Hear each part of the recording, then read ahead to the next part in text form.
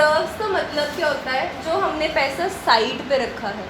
And हमने क्यों पैसा साइड पे रखा है कि अगर हमें फ्यूचर में कुछ लॉस हो, कुछ इमरजेंसी सिचुएशन हो, हम वो वाला पैसा यूटिलाइज करके रिजर्व का पैसा यूज़ कर सकते हैं, लॉस को रिकवर कर सकते हैं। ठीक है, बहुत सारे रिजर्व्स होते हैं, journal reserve, capital reserve, investment fluctuation reserve, workman compensation reserves, वो सारे रिजर्व्स हमने इसमें पढ़ने हैं। आपको अभी तक ये पता है कि जो आपने +1 में पढ़ा है, लायबिलिटी साइड एक जर्नल रिजर्व होता है, आपने ये पढ़ा है, suppose it is of 1 lakh, तो आपने ये पढ़ा होगा लायबिलिटी साइड जर्नल रिजर्व होता है 1 लाख का। ठीक है, अब इसको कैसे डिस्ट्रीब्यूट करना है, we are going to read that in this chapter. समझ आया?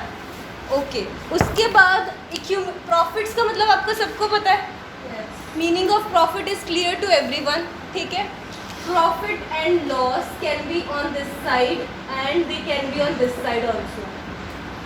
अगर इस साइड है means profit has credit balance because all the liabilities have credit balance. अगर इस साइड है profit has debit balance because all the assets have debit balance. This is representing your profit, this is representing your losses. ठीक है, what does the word accumulated means, क्या मतलब है इसका?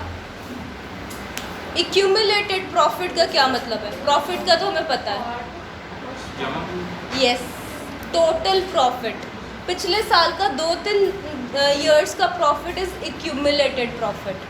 ठीक है, तो मैंने बोला है कि अगर वी आर इन 22, पिछले साल का 2021 का प्रॉफिट भी है हमारे पास, that is called accumulated profit. इतना समझ आया सबको? अब जब हमारी प्रॉफिट शेयरिंग रेशियो चेंज होती है, जो हमने कल भी पढ़ा था, जैसे XYZ, उनकी प्रॉफिट शेयरिंग रेशियो 5:3:2 है, उनकी new profit sharing ratio change होकर 2:3:5 होगी, ये हमने पढ़ा था। यस, और हमारी प्रॉफिट शेयरिंग रेशियो चेंज होती है, जितने भी रिजर्व्स या प्रॉफिट हमारी बैलेंस शीट में होते हैं उनको हमें डिस्ट्रीब्यूट करना पड़ता है। रीज़न बीइंग, जैसे सपोज XYZ की रेशो थी 5:3:2, उन्होंने इस रेशो में बिजनेस किया, मेहनत करके उनको इतना प्रॉफिट और इतना जर्नल रिजर्व कमाया है उन्होंने, ये इतना लॉस उन्होंने बेयर किया है। रेशो चेंज करने से पहले ये सारे हमें डिस्ट्रीब्यूट करने पड़ेंगे इन देयर ओल्ड रेशो, क्योंकि वो अर्न हुए थे बिफोर चेंज इन रेशो। दोबारा सुनो, XYZ का बिजनेस था, उन्होंने ये रेशो में प्रॉफिट मतलब मेहनत किया, बिजनेस कमाया, ये रेशो में अर्न करके मतलब इस रेशो में काम किया, पैसे अर्न किए, और ये रिज़र्व, ये जर्नल रिज़र्व कमाया उन्होंने, ये प्रॉफिट कमाया। तो आपको नहीं लगता रेशो चेंज होने से पहले ये उनको दे देना चाहिए, बाद में रेशो चेंज करनी चाहिए? यस और नो? अदरवाइज उनके साथ इनजस्टिस नहीं होगा, किसी ने ज़्यादा मेहनत की, उसको शेयर नहीं मिला, है ना? इसने 5 का रेशो है, मतलब सबसे ज़्यादा रेशो X का है, तो वो उसको शेयर मिलना चाहिए ना, तभी रेशो चेंज होनी चाहिए। इसीलिए बैलेंस शीट में जितने भी रिजर्व होते हैं, journal reserves, accumulated profit and losses, आगे जाके IFF भी आएगा, वर्कमैन कंपनसेशन भी होगा, वो हम डिस्ट्रीब्यूट करते हैं। क्यों? क्योंकि वो रेशो चेंज होने से पहले को बिलोंग करते हैं, तो हम उसको डिस्ट्रीब्यूट कर देंगे। फिर जब रेशो चेंज हुई, एक नई पार्टनरशिप आई, और नई पार्टनरशिप के अकॉर्डिंग उनकी रेशो दोबारा बनी, उसका बिजनेस, उसका हिसाब किताब बाद में होगा। ये क्लियर हुआ? इसको डिस्ट्रीब्यूट करने का तरीका बहुत इजी है, बहुत इजी, मतलब अगर जर्नल एंट्रीज पास करनी है, इट इज़ वेरी इजी। एक चीज़ मैंने आपको अभी बता दी कि ओल्ड रेशो में डिस्ट्रीब्यूट होंगे बिकॉज उनके ओल्ड शेयर में बिलोंग होगा, न्यू रेशो का कोई रोल नहीं है। So even if new ratio is given, it has no role, जब तक unless they have asked you to pass adjustment entry, वो भी मैं आपको बताऊंगी कैसे होता है। ठीक है, अगर सिंपली उन्होंने बोला reserve and profit and loss को डिस्ट्रीब्यूट करना है, तब ये सारे क्रेडिट है, ठीक है, क्रेडिट बैलेंस है, ये वाली साइड को सारी डेबिट कर देना है हमें। जैसे इसकी एंट्री क्या होगी, journal reserve account debit, profit and loss account debit to X, Y, Z and ratio will be 5, 3.2 मैं आपको बोला जर्नल रिजर्व भी होता है, वर्कमैन कंपनसेशन रिजर्व भी होता है, IFF भी होगा। डिटेल में हमने कल पढ़ने हैं बिकॉज इनका बहुत इन डेप्थ लाइक आगे केसेस भी है इनके। वैसे workman compensation fund means workers का होगा, IFF means investment fluctuation fund, investment के साथ रिलेटेड होगा।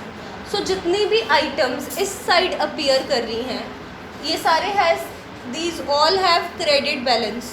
तो जब हम इसको डिस्ट्रीब्यूट करेंगे हमने इनको क्या करना है, डेबिट। ऐसे ही हमें यहाँ पे वर्कमैन कंपनसेशन रिजर्व दिया है तो उसको भी हम क्या करेंगे, IFF को भी क्या करेंगे और क्रेडिट क्या कर रहे हैं, एंड रेशो कौन सी होगी, समझ आया कैसे डिस्ट्रीब्यूट होते हैं, समझ आया। ओके, इसके साथ एक और चीज़ बता रही हूँ, इन केस आपको पार्टनर्स कैपिटल अकाउंट बनाना आए, ठीक है, अभी नहीं पूछेंगे, सब्सिक्वेंटली पूछा जाएगा इन दिस चैप्टर। अगर कैपिटल अकाउंट बनाना आए, हमने XYZ को क्रेडिट किया था, विच मीन्स ये सारे कहाँ पे आएंगे, credit side. General reserve, profit and loss, workman compensation, IFF किस साइड अपीयर होंगे, कैपिटल अकाउंट के। In which ratio, is it clear to all? Note करो इसको एज इट इज। ओके, अब ये नोट कर लिया सभी ने? अगर आपको asset side profit and loss account या deferred revenue expenditure means advertisement suspense account या ओल्ड गुडविल दिया हो, goodwill already appears in book, वही वाला होगा। ये 3 आइटम्स होगी, इनको भी हमने राइट ऑफ करना है। जैसे इनको भी राइट ऑफ किया था कैपिटल अकाउंट में, इनको भी राइट ऑफ करेंगे।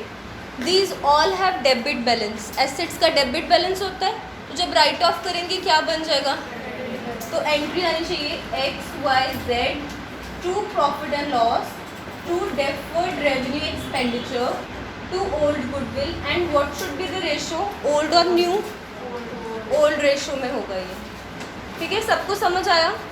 कैपिटल अकाउंट के किस साइड अपीयर करेंगे, कैपिटल साइड के किस साइड अपीयर होगा, XYZ को डेबिट कर रहे हो तो कैपिटल अकाउंट के किस साइड अपीयर होगा, तो XYZ when ever you will prepare capital account, यहाँ पे प्रॉफिट एंड लॉस, लॉस वाला यहाँ पे लिखोगे, डेफर्ड रेवेन्यू एक्सपेंडिचर यहाँ पे लिखोगे, ओल्ड गुडविल यहाँ पे लिखोगे। कोई डाउट? ये सिर्फ इस चैप्टर में नहीं करना है, अगले 3-4 चैप्टर्स में ऐसे ही करना है। राइट ऑफ होंगे ये आइटम्स कैपिटल में, ठीक है। जो उस साइड वाली आइटम्स हैं, जो लेफ्ट साइड वाली आइटम्स हैं, it will appear on the right side of capital account. जो राइट साइड वाली आइटम्स हैं it will appear on debit side, मतलब क्रॉस कर दोगे, लेफ्ट वाली appearing on right side, right वाली appearing on left side. Clear to all? Note it down.